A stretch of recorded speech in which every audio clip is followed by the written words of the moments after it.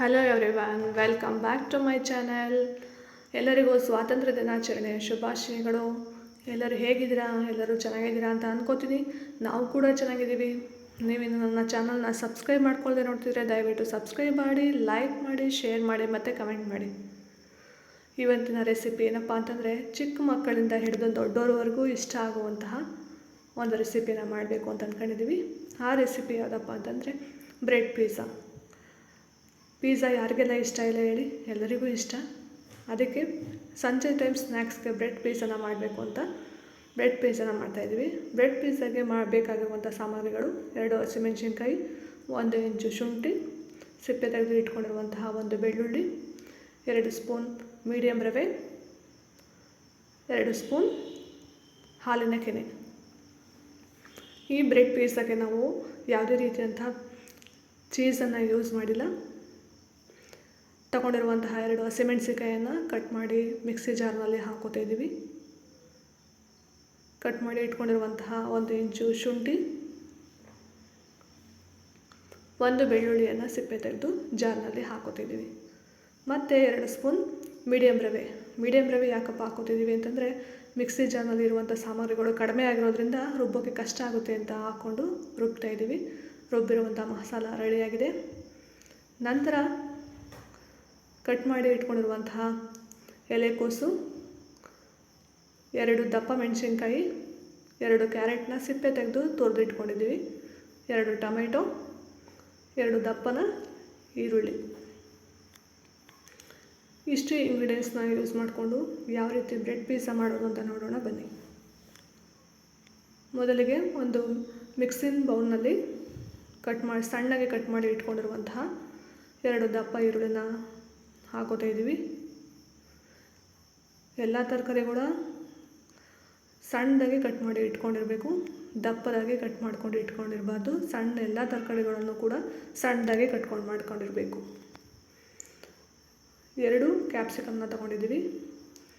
Tomato ಒಳಗಿರುವಂತಹ ಬೀಜವನ್ನು ತೆಗೆದು ಟೊಮೊಟೊನ cut ಮಾಡ್ಕೊಂಡಿದ್ದೀವಿ. ಬೀಜನ ಹಾಕಿದ್ರೆ ಅದರಲ್ಲಿ ರಸ ಇರೋದ್ರಿಂದ ಬ್ರೆಡ್ ಮೆತ್ತಗಾಗಿಬಿಡುತ್ತೆ. ಅದಕ್ಕೆ ಬೀಜನ ತೆಗೆದು ಟೊಮೊಟೊ ಕಟ್ ಮಾಡ್ಕೊಂಡಿದ್ದೀವಿ. ಕಟ್ ಮಾಡಿಕೊಂಡಿರುವಂತಹ ಎಲೆಕೋಸು ಮತ್ತು ಸಿಪ್ಪೆ ತೆಗೆದು ತೊಳೆದು ತುರಿದಿಟ್ಕೊಂಡಿರುವಂತಹ 2 ಕ್ಯಾರೆಟ್. ಇಷ್ಟನ್ನು ಹಾಕಿದ ನಂತರ ರುಬ್ಬಿಟ್ಕೊಂಡಿರುವಂತಹ ಮಸಾಲೆ: 2 ಹಸಿಮೆಣಸಿನ್ಕಾಯಿ, 1 ಬೆಳ್ಳುಳ್ಳಿ, 2 ಸ್ಪೂನ್ ರವೆ, 1 ಇಂಚು ಶುಂಠಿ. ಇಷ್ಟನ್ನು ರುಬ್ಬಿಟ್ಕೊಂಡಿದ್ವಲ್ಲ, ಆ ಮಸಾಲೆನ ಇದರೊಳಗಡೆ ಸೇರಿಸ್ಕೊತಾ ಇದ್ದೀವಿ. ಇಷ್ಟನ್ನು ಸೇರಿಸ್ಕೊಂಡ ನಂತರ ರುಚಿಗೆ ತಕ್ಕಷ್ಟು ಉಪ್ಪನ್ನು ಆ್ಯಡ್ ಮಾಡ್ಕೋಬೇಕು. ರುಚಿಗೆ ತಕ್ಕಷ್ಟು ಉಪ್ಪನ್ನು ಆ್ಯಡ್ ಮಾಡಿಕೊಂಡು, ನಾನು ಮೊದಲೇ ಹೇಳಿರೋ ಹಾಗೆ ಯಾವುದೇ ರೀತಿಯಾದ ಚೀಸನ್ನು ಯೂಸ್ ಮಾಡಿಲ್ಲ. ಅದರ ಬದಲಾಗಿ 2 ಸ್ಪೂನ್ ಹಾಲಿನ ಕೆನೆಯನ್ನು ಹಾಕೋತಿದ್ದೀವಿ. 2 ಸ್ಪೂನ್ ಹಾಲಿನ ಕೆನೆಯನ್ನು ಹಾಕ್ಕೊಂಡು ಚೆನ್ನಾಗಿ ಮಿಕ್ಸ್ ಮಾಡ್ಕೋಬೇಕು. ಎಲ್ಲರಿಗೂ ಇಷ್ಟ ಆಗುತ್ತೆ. ಸಂಜೆ ಟೈಮ್ ತುಂಬಾ ಇಷ್ಟ ಆಗುತ್ತೆ, ಮಳೆ ಬರೋ ಟೈಮಲ್ಲಿ. ಮಕ್ಕಳಿಗಂತೂ ಸ್ಕೂಲಿಂದ ಬಂದ ತಕ್ಷಣ ಏನಾದರೂ ಕೇಳಿದ್ರೆ ಈ ರೀತಿಯ ಒಂದು ಪಿಜ್ಜಾನ ಮಾಡಿಕೊಡೋದ್ರಿಂದ ಎಲ್ಲ ಮಕ್ಕಳು ಇಷ್ಟಪಟ್ಟು ತಿಂತಾರೆ. ಹಾಕಿರುವಂಥ ಎಲ್ಲ ಸಾಮಗ್ರಿಗಳನ್ನು ಚೆನ್ನಾಗಿ ಮಿಕ್ಸ್ ಮಾಡ್ಕೋಬೇಕು. ಮಿಕ್ಸ್ ಮಾಡ್ಕೊಂಡ ನಂತರ ಬ್ರೆಡ್ಗೆ ಅಪ್ಲೈ ಮಾಡೋಣ. ಈ ರೀತಿ ಮಿಕ್ಸ್ ಮಾಡಿದಂಥ ಎಲ್ಲ ತರಕಾರಿಗಳನ್ನು ಡೈರೆಕ್ಟಾಗಿ ಬ್ರೆಡ್ ಮೇಲೆ ಹಾಕೋಬೇಕು. ಈ ರೀತಿ ಹಾಕ್ಕೊಂಡು ತವಾಗೆ ಸ್ವಲ್ಪ ತುಪ್ಪವನ್ನು ಸವರಿ ಬ್ರೆಡ್ಡನ್ನು ಅದ್ರ ಮೇಲೆ ಹಾಕೋಣ. ನೋಡಿ ಯಾವ ರೀತಿ ಮಿಕ್ಸ್ ಮಾಡಿರುವಂತಹ ಎಲ್ಲ ಮಿಶ್ರಣವನ್ನು ಬ್ರೆಡ್ ಮೇಲೆ ಹಾಕ್ಕೊಂಡು ತವದ ಮೇಲೆ 2 ಕಡೆ ತುಪ್ಪವನ್ನು ಸವರಿ ಚೆನ್ನಾಗಿ ರೋಸ್ಟ್ ಮಾಡ್ಕೋಬೇಕು. ತರಕಾರಿ ತುಂಬಾ ಬೇಯಬಾರ್ದು,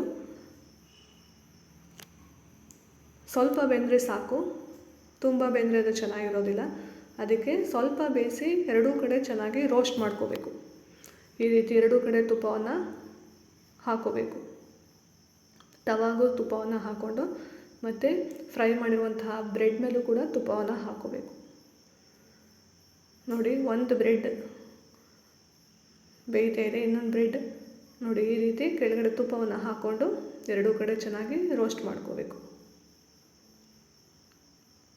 ತರಕಾರಿ ಸ್ವಲ್ಪ ಕೆಳಗಡೆ ಬೀಳುತ್ತೆ, ಪರವಾಗಿಲ್ಲ, ಏನೂ ಆಗೋದಿಲ್ಲ. ಈ ರೀತಿ ಎರಡೂ ಕಡೆ ಚೆನ್ನಾಗಿ ರೋಸ್ಟ್ ಮಾಡಿಕೊಂಡು ಈ ಬ್ರೆಡ್ಗೂ ಸಹ ತುಪ್ಪವನ್ನು ಹಾಕೋಬೇಕು. ನೋಡಿ, ಯಾವ ರೀತಿ ಎಲ್ಲ ಕಡೆ ತುಪ್ಪ ಸ್ಪ್ರೆಡ್ ಆಗೋ ರೀತಿ ತುಪ್ಪನ ಹಾಕೋತಿದ್ದಾರೆ. ಈ ರೀತಿ ತುಪ್ಪವನ್ನು ಹಾಕ್ಕೊಂಡು ಎರಡೂ ಕಡೆ ಫ್ರೈ ಮಾಡ್ಕೋಬೇಕು. ನಾನು ಮೊದಲೇ ಹೇಳಿರೋ ಹಾಗೆ ತರಕಾರಿನ ಸ್ವಲ್ಪ ಫ್ರೈ ಮಾಡಿಕೊಂಡ್ರೆ ಸಾಕು. ತರಕಾರಿ ಕ್ರಿಸ್ಮಸ್ ಹಾಗೇ ಇರಬೇಕು. ಫೈನಲಿ ಬ್ರೆಡ್ ಪಿಜ್ಜಾ ರೆಡಿಯಾಗಿದೆ. ಇದನ್ನು ನಾವು ಪಿಜ್ಜಾ ಕಟರ್ನಲ್ಲಿ ಕಟ್ ಮಾಡ್ಕೊತಾ ಇದ್ದೀವಿ. ಪಿಜ್ಜಾ ಕಟರ್ ಇಲ್ಲ ಅಂತ ಹೇಳಿದ್ರೆ ಚಾಕುನಲ್ಲೂ ಕೂಡ ಕಟ್ ಮಾಡ್ಕೋಬೋದು. ಬ್ರೆಡ್ ತುಂಬಾ ಸಾಫ್ಟಾಗಿರೋದ್ರಿಂದ ಬ್ರೆಡ್ಡನ್ನು ನಾವು ಚಾಕುನಲ್ಲೂ ಸಹ ಕಟ್ ಮಾಡ್ಕೋಬೋದು. ಇದಕ್ಕೆ ಟೊಮೆಟೊ ಸಾಸನ್ನು ಹಾಕ್ತಾಯಿದ್ದೀವಿ. ಸಂಜೆ ಟೈಮಲ್ಲಿ ಮಕ್ಕಳಿಗೆ ತುಂಬಾ ಇಷ್ಟ ಆಗುವಂತಹ ರೆಸಿಪಿ. ಎಲ್ಲರೂ ಮನೆಯಲ್ಲಿ ಒಂದ್ಸಲ ಟ್ರೈ ಮಾಡಿ. ಗ್ರೀನ್ ಚಟ್ನಿ ಮತ್ತು tomato sauce. Finally ready to bread pizza. ನಿಮಗೆಲ್ಲರಿಗೂ ಈ ರೆಸಿಪಿ ಇಷ್ಟ ಆಗಿದ್ದಲ್ಲಿ ದಯವಿಟ್ಟು ಲೈಕ್ ಮಾಡಿ, ಶೇರ್ ಮಾಡಿ ಮತ್ತು ಕಮೆಂಟ್ ಮಾಡಿ. ನೀವಿನ್ನು ನನ್ನ ಚಾನಲ್ನ ಸಬ್ಸ್ಕ್ರೈಬ್ ಮಾಡ್ಕೊಳ್ಳದೆ ನೋಡ್ತಿದ್ರೆ ದಯವಿಟ್ಟು ಸಬ್ಸ್ಕ್ರೈಬ್ ಮಾಡ್ಕೊಳ್ಳಿ. ಮುಂದಿನ ರೆಸಿಪಿಯೊಂದಿಗೆ ಮತ್ತೆ ಭೇಟಿಯಾಗೋಣ. ಅಲ್ಲಿವರೆಗೂ